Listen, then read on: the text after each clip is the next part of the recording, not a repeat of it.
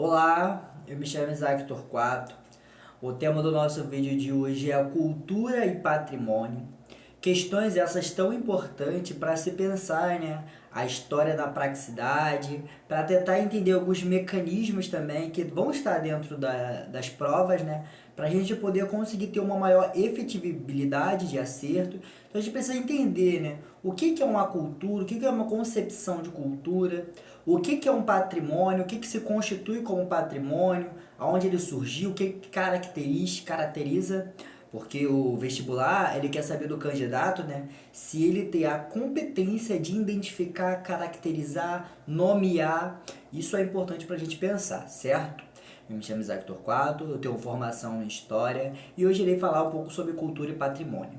Vou dividir essa aula em dois pontos primeiro. Primeiro ponto da cultura e depois a gente vai entrar em patrimônio e alguns órgãos específicos, né, que falaram sobre patrimônio.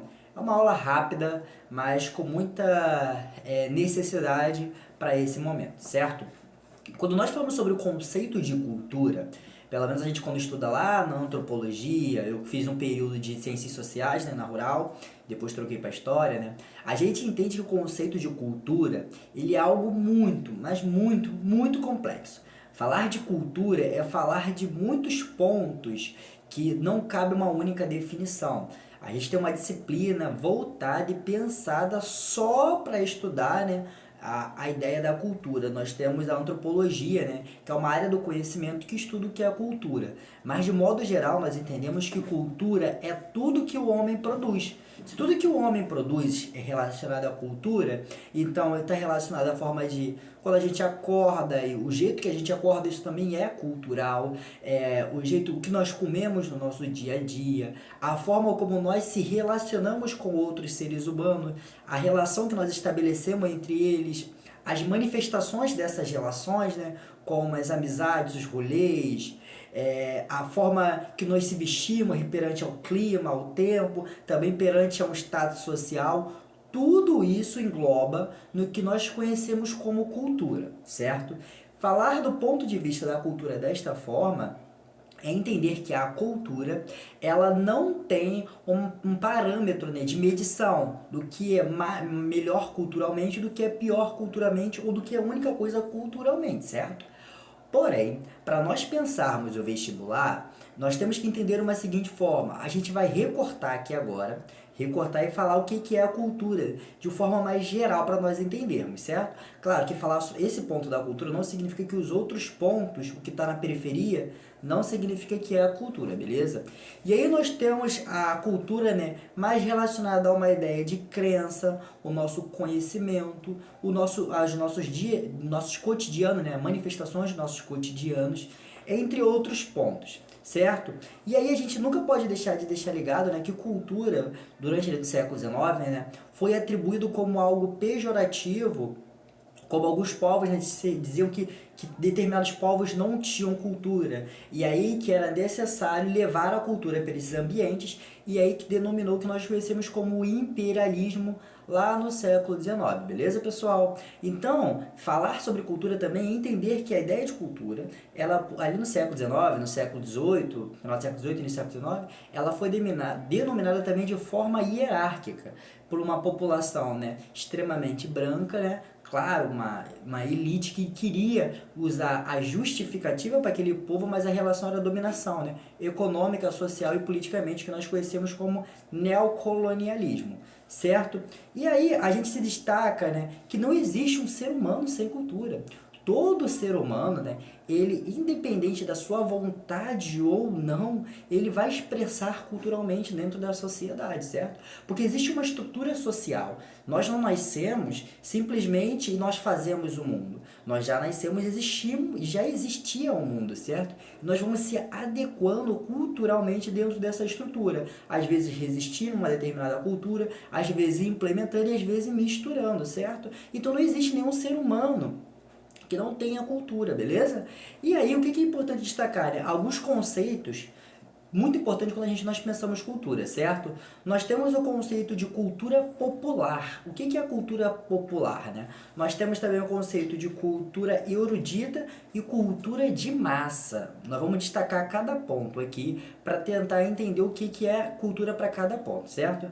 A cultura popular, ela é uma cultura que ela é produzida, que ela é pensada de forma de baixo, baixo, a base da sociedade, para cima. Ela não é constituída de forma institucionalmente pensada, né, lá de cima para baixo. Não, ela se constitui aqui como de forma mais didática para entender, ela constitui dentro dos meros mortais, né?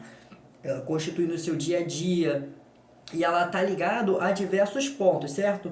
Como danças, manifestações culturais, manifestação do cotidiano, não tem a ver com só a arte e a cultura. Não, a relação como é que nós pegamos um ônibus no dia a dia, nós transformamos aquele ambiente, por exemplo, quando a gente pega um metrô, né? O metrô não, o trem utiliza muito mais, né? E aí dentro do trem nós temos os vendedores ambulantes, nós temos os artistas que ficam rimando, cantando. Isso faz parte da cultura popular, certo? Porque são uma população, né, que criou, né, que acabou, se desenvolveu ali do seu dia a dia, do seu cotidiano, as suas expressões culturais. Às vezes com a sua intenção e às vezes sem a sua intenção, mas faz parte do que nós conhecemos como culturas populares, certo? E, obviamente, a cultura popular, ela sempre é submetida a um local do que, né? O local da negação. A cultura popular, quando ela entra em contradição com a cultura erudita, né, que é essa cultura já produzida de cima para baixo, ela é imposta, ela é colocada como algo ruim, como algo não ao ponto de ser considerável, certo? Por exemplo, quando nós temos as músicas, né, que são uma expressão da sociedade, nada mais é, uma música ela não é produzida do além. Ela vai carregar as contradições da sociedade, ela vai carregar todos os aspectos da sociedade. E aí vamos pensar o funk, né? O funk, quando ele é lançado, ele é jogado para a sociedade, e a cultura erudita, nessa cultura maior, essa cultura popular, maior no sentido de domínio, não no sentido de maior de numeração, certo? Ela vai dizer que o funk é ruim, que algo não é algo legal. Por quê? Porque é a população de baixo. E o que é a cultura de baixo não consegue ser dominada economicamente pela cultura de cima, essa cultura erudita, ela vai ser colocada como algo pejorativo, certo? Inclusive eu quero fazer um vídeo falando só sobre funk, e seria muito interessante, eu vou explicar um pouco também sobre essa ideia, beleza? E aí nós entramos, né, num ponto também que é bastante importante para a gente fechar. A cultura popular, ela é aquela cultura que ela envolve toda a sociedade, certo? Como isso para vocês, né? O metrô, uma música que acha que você não gosta da música, mas a música está popularmente sendo ouvida, você vai escutar de qualquer jeito por onde você passa, em qualquer festa que você vai, entre outros pontos, certo? Olha como é que o conceito de cultura, ele vai muito mais além do que a gente falar assim, a cultura é só arte. Cultura é só um filme, cultura é só uma música. Não, cultura é tudo. Cultura é toda aquela expressão. A gente denomina a cultura popular feita de baixo para cima. Um segundo ponto é essa cultura erudita. Não tem muito mistério de se entender essa ideia de cultura, certo? É um assunto também até simples de se entender, ainda mais que a gente fala das nossas práticas sociais. A cultura erudita é o inverso. É essa cultura produzida de cima para baixo, aonde se pega elementos, né, da alta sociedade e tenta se implementar, se impor de cima para baixo. Nós temos também, como das culturas eruditas, né, as etiquetas, de certa forma, sendo implementado.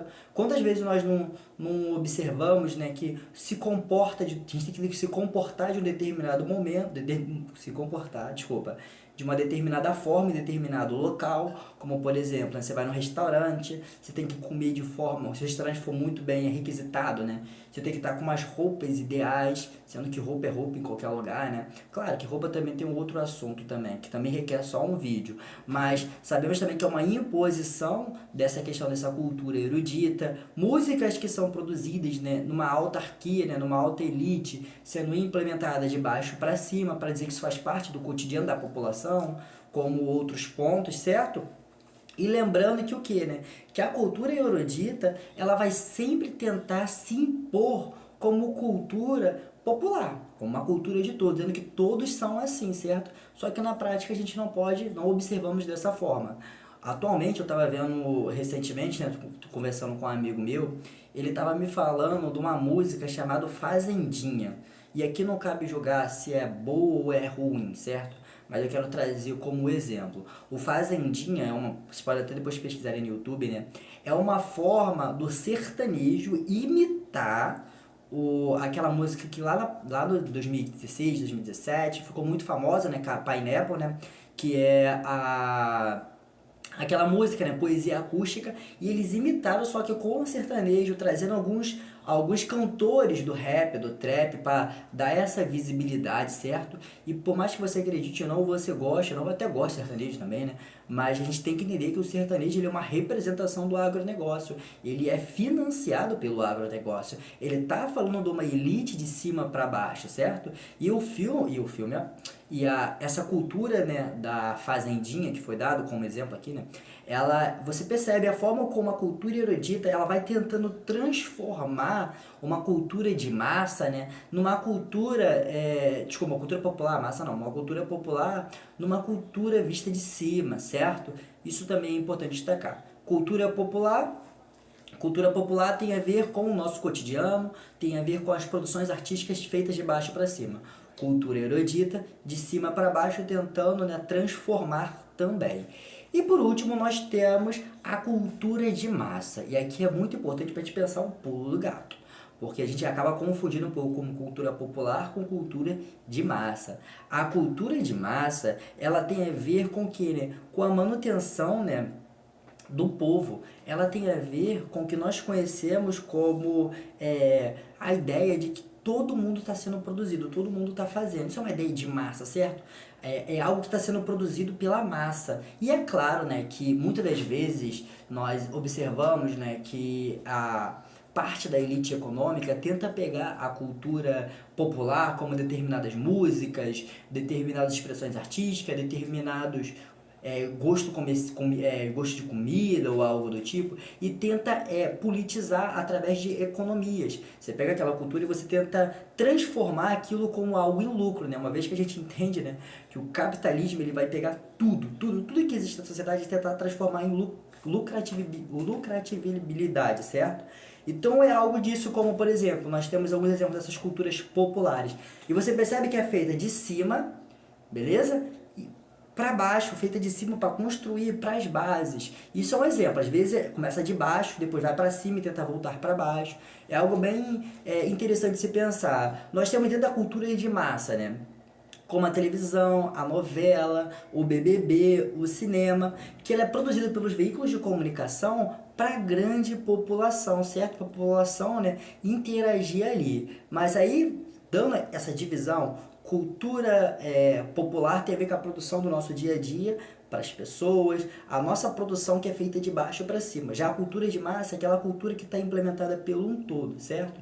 Que abarca todo mundo está envolvido naquele processo e às vezes, lembra, às vezes ela é pautada pela elite econômica, né, para tentar trazer questões econômicas, certo? Fechando agora esse ponto das culturas, eu irei entrar agora em outro ponto, sobre a ideia do patrimônio. O que é um patrimônio? Pensar em patrimônio também é pensar um pouco sobre fontes históricas, certo? O patrimônio, ele é tudo aquilo que a história vai julgar depois, né? Que a história vai ser julgada, desculpa, patrimônio é tudo aquilo que a história vai ser julgada como algo importante. Por exemplo, eu tenho aqui um bonequinho dos Minions, né? Inclusive ele bem bonitinho, o bonequinho dos Minions. Vamos supor que ele, para o nosso tempo atual, ele não tem muita importância, certo? Só que ao longo do período histórico, ou até no próprio período histórico mesmo, a história julga ele ser um artefato, ter muita importância. Isso pode ser caracterizado como um patrimônio. Mas aí não tem a ver só com questões materiais, tem a ver com questões imateriais, como uma dança, calma aí, pessoal, caiu meu negócio aqui, como uma dança, como também um determinado alimento, a forma de fazer o alimento, entre outros pontos, beleza? E aí nós temos alguns órgãos competentes que vão definir o que é um patrimônio. Nós temos a Unesco, que é pensada de forma global, que é determinada como que, né, a Organização das Nações Unidas, então está intimamente ligado à ONU, trazendo as relações culturais, científicas e de educação, certo? Pensar em patrimônio também é pensar que aquele patrimônio ele existe para o quê? Né? Para nos trazer uma forma educativa, para ensinar alguma coisa do seu passado ou do seu presente também, certo? Então o patrimônio ele tem a ver com essas concepções. E aí a Unesco, né, é ela que vai determinar de forma global o que é um patrimônio, certo? O que aquilo julga a história ser importante. A Unesco ela trabalha como um período, alguma coisa, né, que é importante para pensar a história global, que aquilo não pode ser acabado, porque ela existe para nos ensinar. E aí que vem a palavra do tombamento, né? É elas que vai responsabilizar por tombalizar. E o que é tombalizar algo? É você dizer, olha, aquele aspecto tem que ser preservado. Aquele local tem que ser preservado porque faz parte da história da humanidade. Beleza? E claro que vai gerar sempre conflitos econômicos, né, com quem quer fazer daquele ambiente um lugar de lucratividade, certo? E aí nós entramos também, né, como um segundo ponto chamado o IPES. E o que é o IPES, né? O IFAM, quer dizer, IFAM. O que é o IFAM? O IFAM, ele também está na mesma concepção que a Unesco, só que agora pensando no território do Brasil. Ele tem as mesmas concepções, certo? Trabalha das mesmas formas. Ele foi constituído ali em 1993, lembrando que o contexto de 1993, os anos 30 é o período de Getúlio Vargas, pensar a identidade nacional do Brasil, pensar também a entrada do Estado Novo, essas propagandas desse Brasil que está existindo. Então ele tem uma influência histórica também, certo? E aí ele está ligado também naquela época, ele estava ligado ao Ministério da Cultura. Então ele é uma instituição, né, que foi influenciada pelos modernistas que queriam reafirmar a história do Brasil, mas também se modificando ao longo do tempo, né? E ele tem totalmente uma valorização histórica nacional. Ele é uma instituição que pretende preservar os patrimônios do Brasil. E dentro de patrimônio, indo para a segunda parte. Agora, nós iremos dividir o patrimônio em dois pontos. O patrimônio material, e o nome já diz por si só, né? E o patrimônio imaterial. Dentro desses patrimônios, né, a gente tem um conjunto de bens materiais, como eu trouxe para vocês. A ideia da materialidade, algo que a gente pode tocar, ou algo que a gente pode observar, por mais que a gente não consiga tocar no todo, mas a gente consegue tocar em algumas partes. Por exemplo, dentro dos patrimônios materiais, nós temos a arqueologia, que trabalha dessa forma, uma paisagem pode ser denominada como um patrimônio também, né, que julga ser importante. Além disso, nós temos a belas artes, os históricos, arte também pode ser considerada como um patrimônio material, entre outros pontos, certos? É tudo aquilo que a gente pode tocar, tudo aquilo que a gente pode ver, observar, questionar, beleza? É uma questão mais material mesmo, o nome já diz tudo. E nós temos, por último, o patrimônio imaterial. Ele é mais ou menos ao inverso disso, né? Que seria aquilo que a gente não pode tocar, de certa forma, porque ele está na questão da imaterialidade, beleza? E aí, o que nós temos dentro de patrimônio imaterial? É as celebrações, como por exemplo Natal, Carnaval. Isso faz parte de um patrimônio da humanidade imaterial. A gente não pode tocar no Carnaval, mas a gente pode constituir aquela celebração, certo? Nós temos as formas de experiência. Temos também, né, a música, nós temos as danças, por exemplo, as lutas também, como a capoeira, que também que é um patrimônio, foi atribuído como patrimônio da humanidade a partir de 2008 pela Unesco também, entre outros, né, como festas artísticas, festas culturais, beleza? Pensar em responder questões do vestibulares, né, temos que entender um pouco sobre essas diferenças, conseguir contextualizar e caracterizar cada coisa, certo? Eu espero que vocês tenham gostado, eu espero que vocês tenham entendido. E essa aula foi sobre patrimônio e cultura dentro da área das ciências humanas, que vai entrar dentro da área de sociologia, certo? Muito obrigado, espero que vocês tenham gostado.